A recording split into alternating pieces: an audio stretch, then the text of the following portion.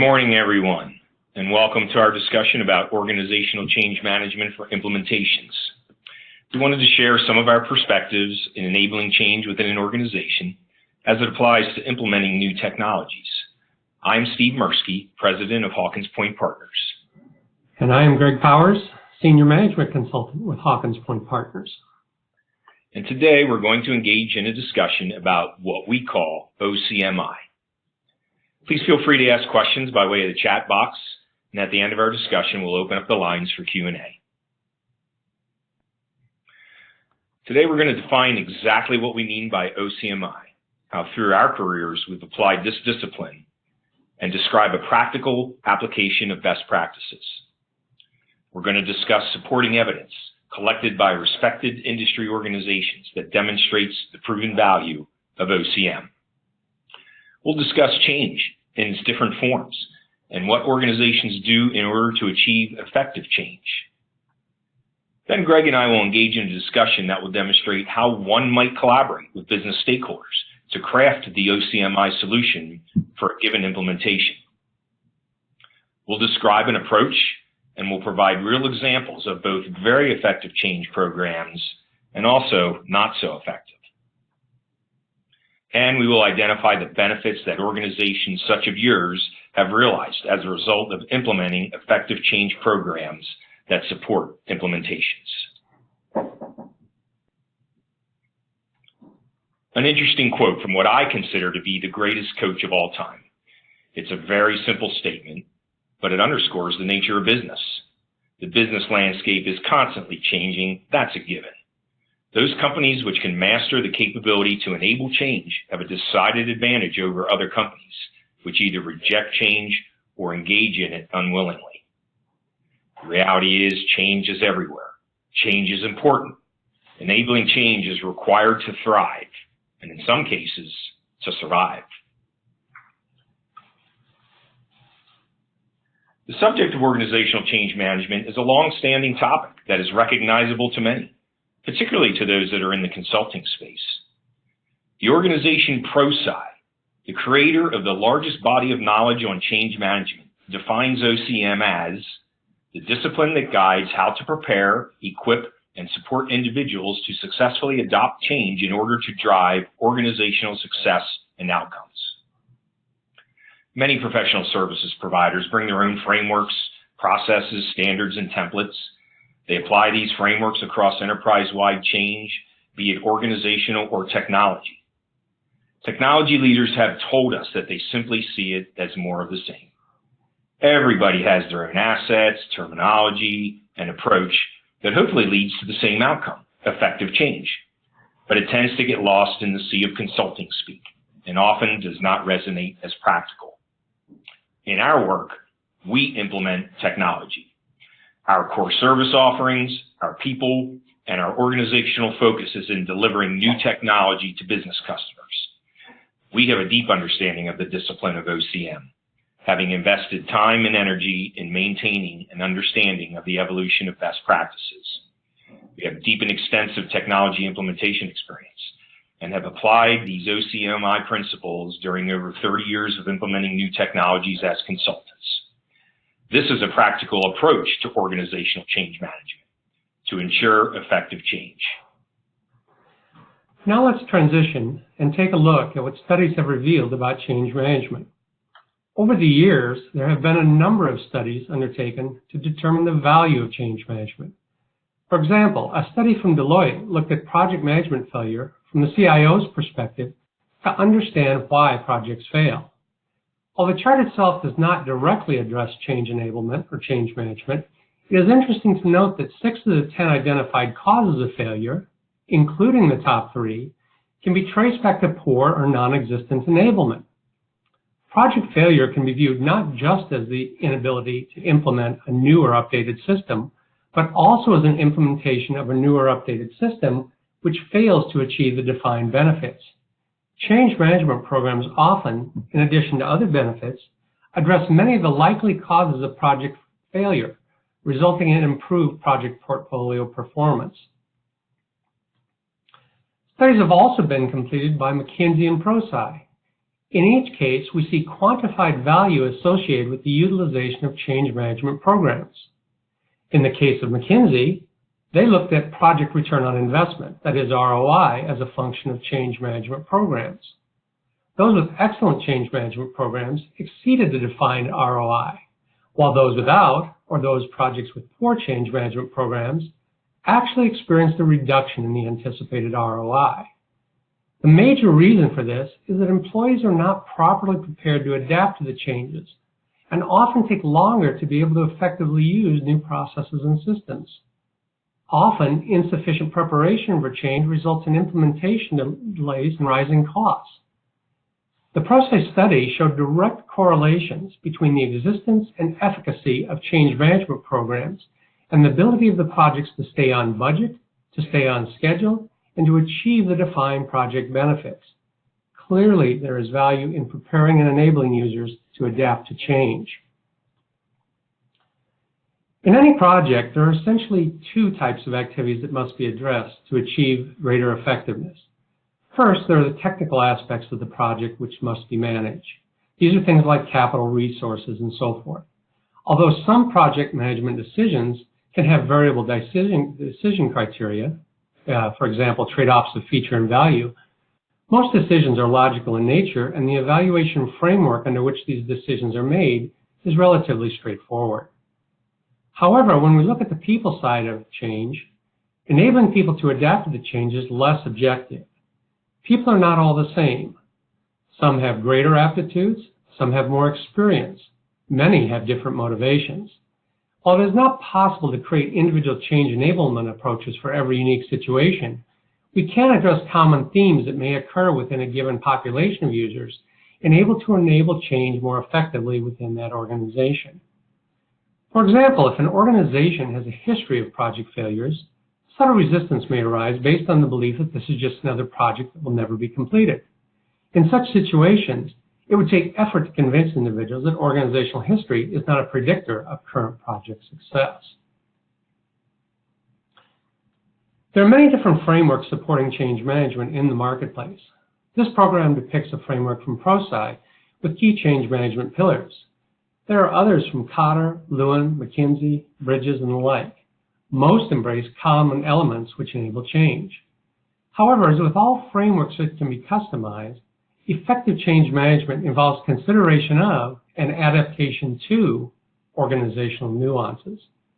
Trying to robotically execute a framework inconsiderate of the potentially unique needs of the user population can leave the most critical aspects of change enablement addressed. This brings to mind a time when we were replacing a 30-year-old business system and the availability of stakeholders was limited because of inspector time away from the office. So what did we do? We took the time to work with them to build elastic schedules that allowed us to engage with stakeholders during off hours while providing them some future leave. We then spent time with them seeking their counsel as to how to enable them to adapt to the new system. And discussions resulted in the development of key process and system interaction scenarios, which they were able to go through repeatedly before implementation. With respect to the framework, individuals must be aware of the nature of the forthcoming changes. Once they are aware of the change, it becomes necessary to create the desire within them to be a part of the change. This can be done through a variety of methods. For example, defining personal opportunity and value, establishing corporate value, examining and addressing group motivations, and so forth. Once individuals have a desire, it is necessary to actually engage them in the process of change. This is more than just requirement solicitation, user acceptance testing, and training, which are undertaken in most projects. It is a process where they are a part of the change. We seek their counsel on how we enable them to adapt. When this happens, change does not happen to them, it is enabled by them. They help define what they need to adapt to changes. But to do this, they must understand the nature of the changes. This will include training, but it is much more encompassing. It is our solicitation of their needs, both before and after implementation. We also seek to craft specific support mechanisms to assist them in adapting to the forthcoming changes as they begin to use the live system. Finally, we monitor and reinforce the change as a part of continuously improving our capability to enable change. So what are some of the obstacles that you may have come up against? So feel free to chat in with some of those that you may have faced. Leadership must show commitment. If the executive team does not visibly support the initiative and communicate the benefits, then few will follow. Yes, Steve, this is absolutely true. However, we must be aware that there is a double-edged sword nature to this. While it is critical to have visible executive management support for the effort, executive management must not assume they understand all of the issues facing the rank-and-file worker. While many managers and vendors may believe they know what users need and when, such abstractions do not take into account variances in process, individual capabilities, nor do they result in the most effective management model, that is, an engaging model. A university study, for example, found that 56% of users believed executive sponsors did not have a sufficient understanding of individuals' roles and responsibilities. This further highlights the need to be able to include them in the process. Look, we all understand that it is natural to fear the unknown.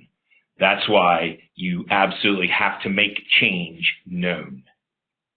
Exactly. This is a common point of resistance. In most organizations, there are corporate communication channels and communication back channels. In the back channels, we often see that facts, in quotes, are often misrepresented either intentionally or unintentionally. We all know fish stories where a fisherman often exaggerates the size of his catch. But human nature often causes continuous progression of exaggeration, so that by the time the seventh person has described the same fisherman's catch, we now see that, in fact, he's caught Moby Dick. The same thing can happen when facts about changes are not fully known. Often the, quote, understood changes bear limited resemblance to the actual changes. Structured communication and reinforcement are key here. This also brings to mind a situation that emerged when implementing a new set of governance structures and decision authorities. It became clear that unofficial communications channels misrepresented the actual nature of the changes. What was defined as a formal broadening of decision-making authorities to include others was perceived and represented as an elimination of decision-making authorities for certain existing stakeholders. Of course, the resulting consternation of those stakeholders that were expected to be affected was understandable. Power and authority creates an interesting dynamic. Those who want and have power will do much to preserve it, even if it means resisting change. This also occurs in some situations. I think it was Sir Francis Bacon who said that knowledge is power. Often when we make larger sets of changes, some measure of knowledge is lost, or the knowledge playing field may be releveled, especially in the cases where the expert knowledge is of a prior system, resulting in a reduction in perceived value or power.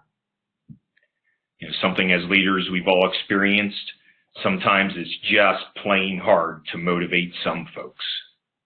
It can be.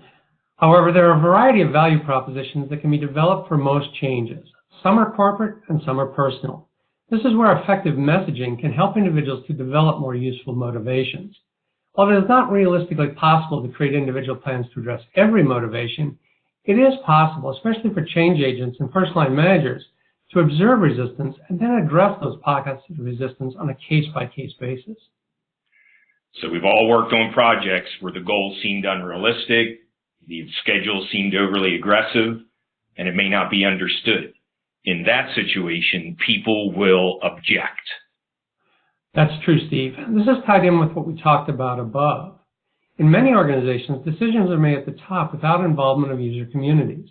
Lack of user involvement only inhibits effective change. Users often have existing jobs to do, and so there may be times when we develop schedules and costs without securing their input or making schedule allowances. We need to engage users throughout the process. In general, the earlier the better. To this end, we need to allocate time for them to not only handle their existing responsibilities, but also to be able to participate in the change process. Punitive fear is when those who are being asked to adapt to change are afraid of what will happen to them if they are not the best at adapting to that change. That's a good description, Steve. Individuals may develop unfounded perceptions of expectations based on their ability to live up to those expectations or inability to live up to those expectations. Thus, they live in fear of potential repercussions. In this case, expectations need to be communicated and managed carefully. We need to understand individuals come with varying capacities to adapt to change and work our best to enable them to change, but acknowledging that not all will be able to adapt at the same rate. That is why a more personalized approach may be required for certain individuals. So we've all been in this situation and we've heard the famous quote, yeah, we've seen it before, we've seen them try it, just wait it out, it won't happen. This concept, this too shall pass, is born out of the Persian Sufi poets and suggests that people may lack belief in the ability of the organization to do what it says it will. This perspective often occurs from a historical perspective of failures within an organization. Commitment by executive management must be unwavering and must be viewed by such as individuals in the organization. We constantly reinforce executive and organizational commitment to our objectives and demonstrate progress by providing evidence of stepwise progression. These in turn establish organizational momentum, causing people to begin believing. Now, we'll take time to share a scenario-based discussion addressing implementation of a new revenue management system. For this discussion, Steve will assume the role of the change management architect, and I will assume the role of the chief technology officer. Thanks, Greg. So as the CTO, you own executive responsibility for implementing a new revenue management system. So let's discuss some key success factors. Have you defined the vision and the charter and the benefits of the project? Yes, we have a formal project management process through which project vision and charter have been defined as a part of our standard initiation process. We had a kickoff meeting where executive and middle management were briefed on the vision, charter, purpose, and value of the project. However, to be honest, it is unclear as to how communications have cascaded beyond those attending. So that's a start, but greater communications are likely needed, especially to make sure that they are reaching those who are most affected. So can you describe to me the current status, your implementation schedule, and observations so far? The project is only slightly behind at this point, Steve, but our implementation date remains a little more than 6 months out. We have had some users involved in the process, especially during the requirement solicitation process, and expect them to be involved in both user acceptance testing and training. The main concern, however, is how effective will the users be with the new system on day one. So I understand that concern, and it's a good concern.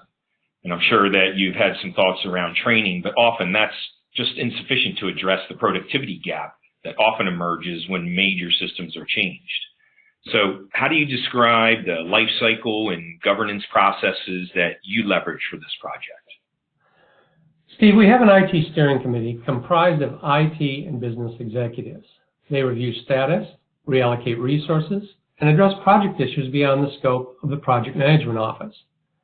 We have an existing project management office which oversees projects using a defined methodology and who owns overall responsibility for the project. However, the historical track record in delivering projects on time has not been stellar. In fact, we have noted that some users even question whether this project will be completed. Interesting. So what is the key functionality that's being delivered to the business?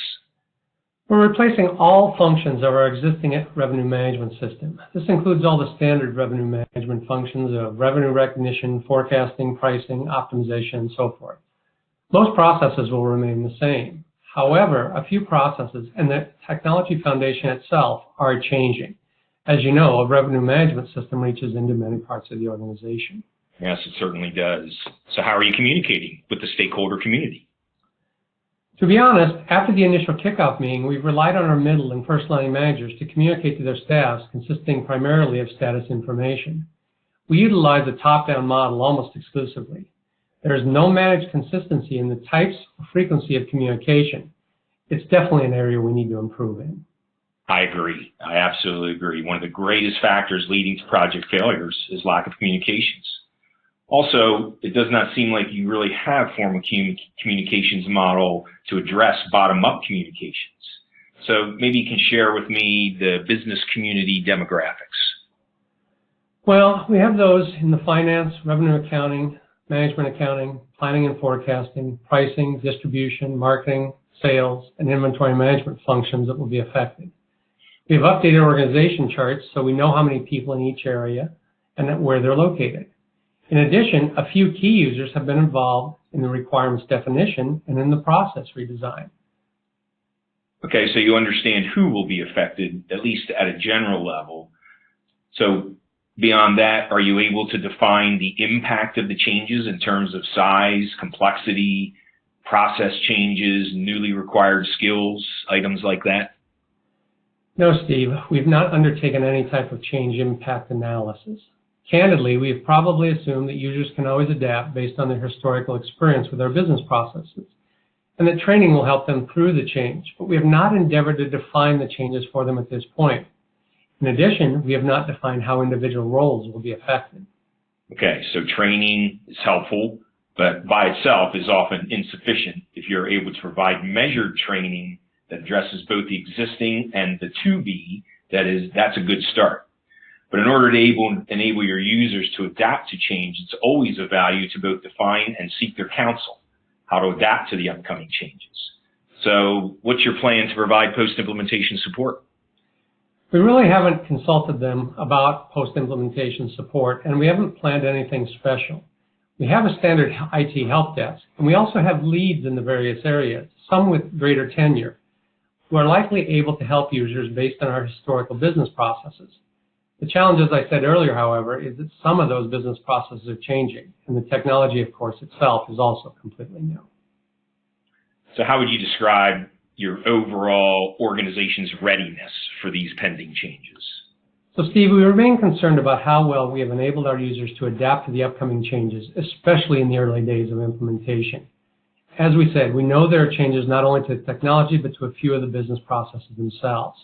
We are hoping that training will prepare the users, but to be honest, that is unclear if that strategy will succeed. We don't have any measure to judge the effectiveness of the training itself. There is the potential that our current approach may prove insufficient. So what we've seen here is that even organizations that have many of the foundational pieces in place often overlook potential opportunities to further enable their users to adapt to changes. It is the reason that we recommend improvement to change enablement capability through OCMI.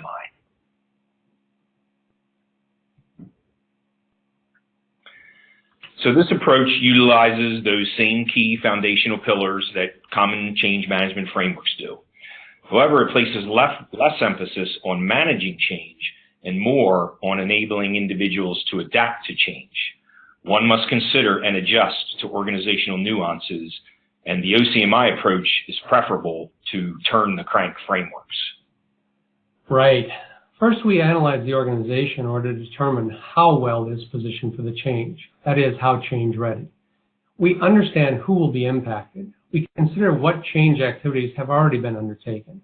We explore and consider key relationships within the organization. We evaluate the communication capabilities the organization currently has. We seek to identify change agents and super users who may assist us in the changes. And we consider the various stakeholders and their postures towards the change. So the important result here is that the organization itself is better positioned to absorb and adopt the pending changes because the analysis allows for the development of customized plans to assist the organization in its change readiness.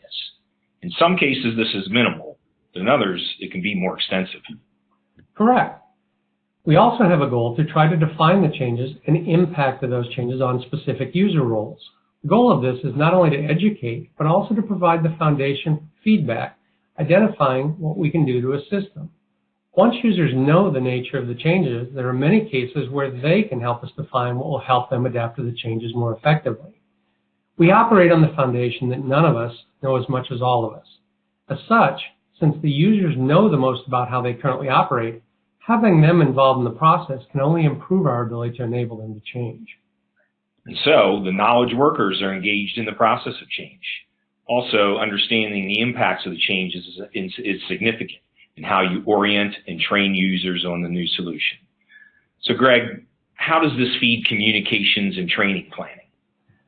Well, there are specific events that have to do with change impact communication and feedback, but the communication plans go well beyond this. In terms of training, user input is solicited, but there are many other ways in which we help users to gain perspective on the changes so as to better prepare them. Some of these are unique, and some of these are common depending on the nature of the implementation. Considerations include the degree of positional tenure and the nature of the changes. When we do training, we always try to counsel those performing training to use quantifiable training so that we can assess the absorption rate and then, as necessary, develop remedies to address poor knowledge absorption. We also try to help users understand in training how things will be different, not just screens or interfaces, but processes and the gaps between the prior and the new processes. Absolutely. So how about support? How do you craft these types of plans? Again, these will depend on the nature of the implementation and the associated changes. For example, we're mindful of the response time requirements of the users. Processes which have real-time or near real-time requirements may require enhanced and potentially localized support structures. For example, we may seek to establish short-term triage organizations whose sole purpose is to support your users for a period commencing with implementation. Users will have input into what they need in terms of support. We also want to make use of individuals within the organization which have consistently demonstrated enhanced capabilities to assist others, which may be slower to adapt, have less tenure or experience, or which simply need additional encouragement. Customized support plans may reduce costs of implementation, especially on the business side, where lagging response times may result in lost opportunity. That's very true. So you may see here that the goal is to minimize dips in productivity. We do not say eliminate. And the reason we talk about it that way is that the evidence proves that it's simply unrealistic to expect no dips in productivity. It is just likely to happen, but you can limit the impact. And so, Greg, what about communications? This is one of the places that companies have said we have a heavier framework, but there is no substitute for communications. It tends to be the single greatest reason that projects fail. However, as previously described, we are not insistent on every communications event we define, and we do customize the plan consistent with organizational needs. Having said this, we do counsel clients to err on the side of over-communication, not under-communication. We have communication events addressing kickoff, statusing, key milestone information, change impact, change planning, support plans, and the like. We utilize multiple communication models featuring bidirectional communication, that is, top-down and bottom-up. In some cases, we develop the materials. We leverage a cascading communications hierarchy of the organization to facilitate consistent communications so that all people in the organization have the same information. We likewise collect feedback from throughout the organization using the same organizational hierarchy. This has the effect of maintaining normalized communications and in effect denoting canonical sources of information. We always work with our clients. In some cases, we develop the materials for the presentations or the communication events. In some cases, we partner. And in some cases, we simply act as reviewers and provide counsel on the messaging prepared by the client. It all depends on the communication capabilities of the client organization. In all cases, however, we have key client individuals, executive sponsors, and so forth, deliver and/or collect the information. Okay, so we have a great case study here where communications planning and execution made a huge difference. The organization recognized that they had poor engagement processes and not a strong relationship with the business customers, inconsistent delivery processes, and workforce management issues. So an assessment, roadmap, and implementation of improved program governance, agile adoption, service delivery, and client relationship management processes and practices was performed and implemented. This effort included a separate work stream for OCMI. This particular organization made an absolutely unprecedented commitment to communications and engagement to the business community. Effective techniques included town hall at key project intervals led by senior executives, and the stakeholder analysis created very strong synergy between IT business and stakeholders and ultimately led to a very successful implementation of these new processes. So it's all about maximizing your return on the investment in technology. So think about it. You're implementing an enterprise-wide solution. Hundreds of people are involved and impacted. You spend significant dollars on procuring software and engaging implementation partners. Your business community needs and deserves to have everything possible done so they are ready. So our approach incorporates the foundational pillars of key industry change management frameworks, bundling them into 3 phases. That is planning for change, enabling change, and reinforcing change.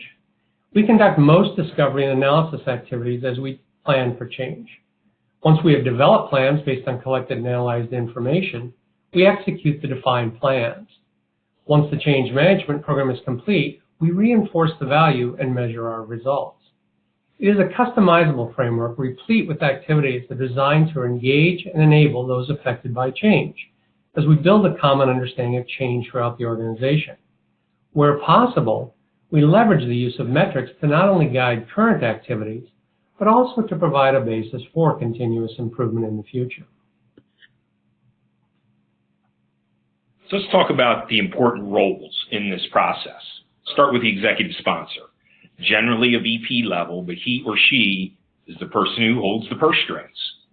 This person is truly the most impacted and will receive the most benefit. He plays a vital role in driving visibility and the ultimate success of the implementations. So here's a great example of a project where the executive sponsor played such a key role in making the effort successful. It was an enterprise-wide Salesforce implementation of multiple modules integrated with multiple legacy applications. The company leveraged the OCMI approach with great success. One of the key factors was that this particular executive sponsor was a highly respected leader. People followed him. He also had tremendous communication skills, was an energetic and passionate person. He took the lead on communicating the vision. He did it with great passion and provided the guidance to the rest of the organization simply through his presence. He rallied his troops to success. So the stakeholders, they're generally line managers, often are director levels, and are generally engaged in the information gathering to ensure we have a full understanding of the key people that they believe must be involved in both theirs and other organizations. They highlight other efforts in their project portfolio that could be impacted or conflict with the effort, and they help identify key resources who could be effective in helping others accept and adapt to the changes. Another critical role is the change lead, or change architect. This individual often owns the lion's share of responsibility for overseeing the change program. But change enabling is not just the responsibility of a couple individuals. It is a responsibility that must be embraced by all parts of the organization. You find that when different parts of the organization cooperate in adapting to change, which can be stressful, it often builds bridges between different parts of the organization that serve to increase downstream operational effectiveness. Whenever possible, we seek to leverage and mentor a change lead within the client organization in order to build the change enablement capability which survives after the engagement is complete. In some cases, we simply come alongside as mentors, allowing clients to execute a given change framework. In other cases, we integrate at a deeper level, helping to guide the larger organization.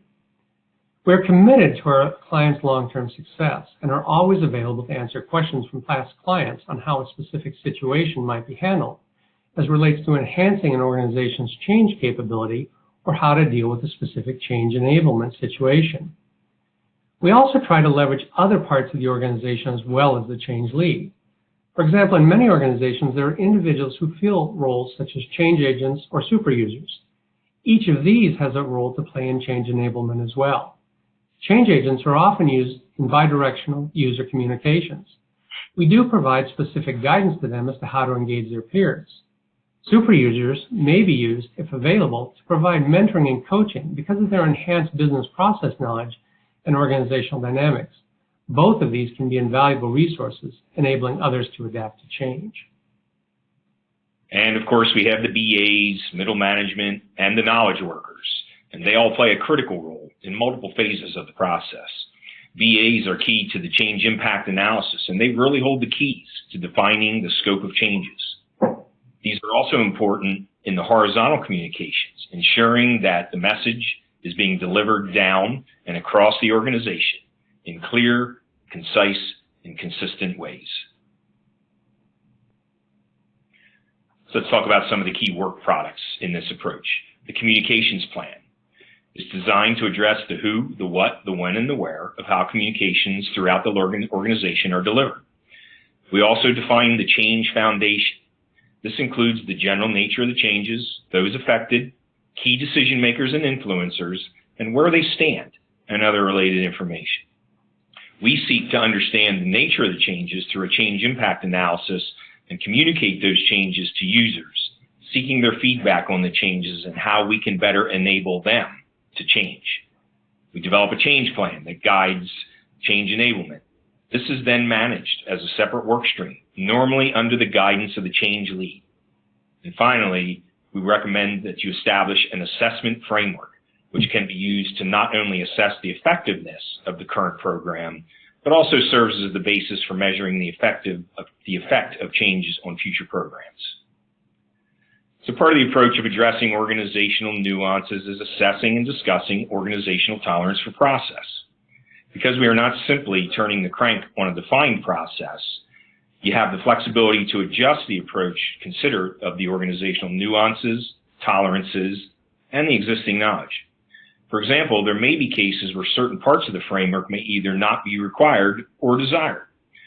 And we'll work with the organization to adjust our approach and discuss best trade-offs associated with a lighter weight process versus a reduced change enablement value. So we've addressed most of these work products, but we haven't yet talked about resistance management. So Greg, can you give us some insights into some of the types of resistance we've seen and how we deal with it? Sure, Steve. As with any change, there will be times when specific individuals will be less than comfortable with the change. Motivations behind this discomfort vary greatly and may include perceived loss of power or influence, lack of understanding, low levels of trust, or simply resistance to changes in established routines. However, the key to managing resistance is awareness. Through ongoing interaction with individuals, we are able to address resistance before it spreads, thereby limiting its impact. This is another reason communications is such an important part of change enablement. Once identified, personalized interaction may be employed to address some of the motivations behind resisting change.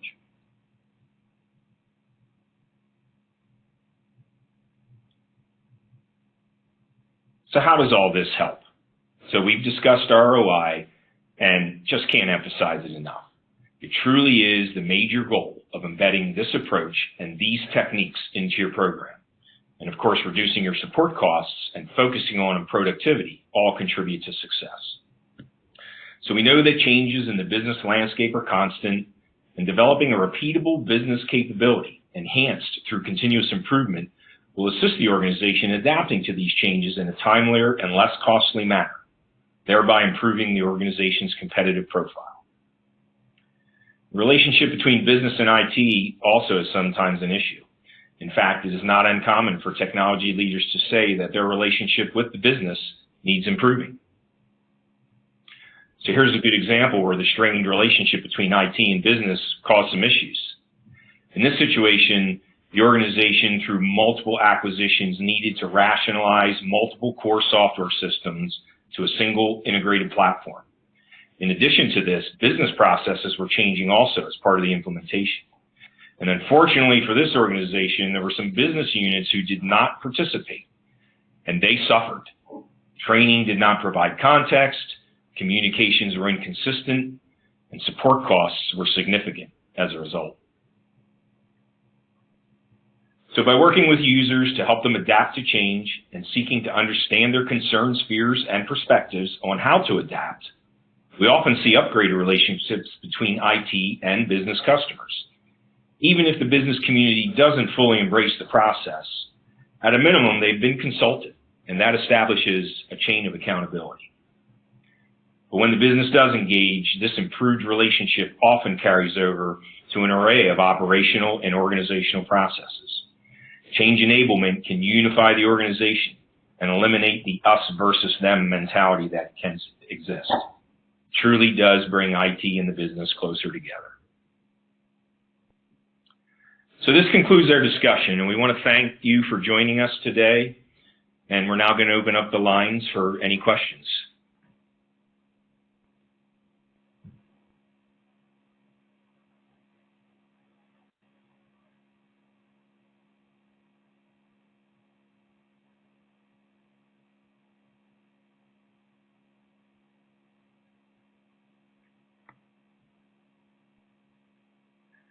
Okay, so thank you very much for joining us today. Happy change.